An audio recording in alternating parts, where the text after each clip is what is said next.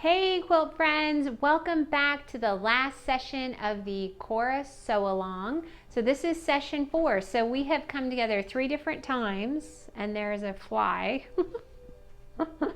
Anyways, we have come together in, this will be our 4th session, and in the first few sessions we have made these blocks. So you should have all 9 of your blocks made, and so now we're going to lay out this quilt and get this top finished.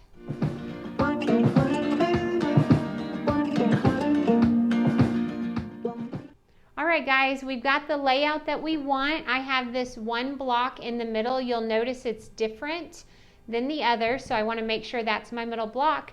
Now I'm going to take these over to the machine and I'm going to sew just like I've done with my blocks previously. I'm sewing 1 to 2. I'm actually not even going to pin these. I'm going to press those seams open, sew rows 1 to 2 and then 2 to 3 and finish this quilt top.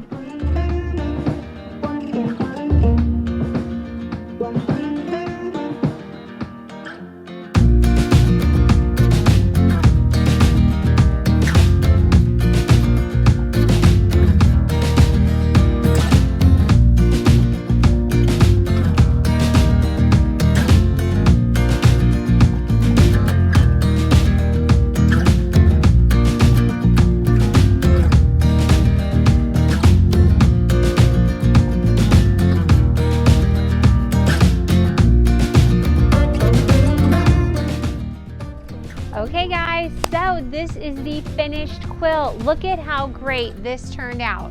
Remember our first session, we worked on this block. The second session we worked on these. We put them all together in the third. And then finally today, we sewed all our blocks together. I love this quilt. I hope you did too. I hope you make several of these. I think this would look good in so many different variations. But thanks for joining me on this Kora sew along.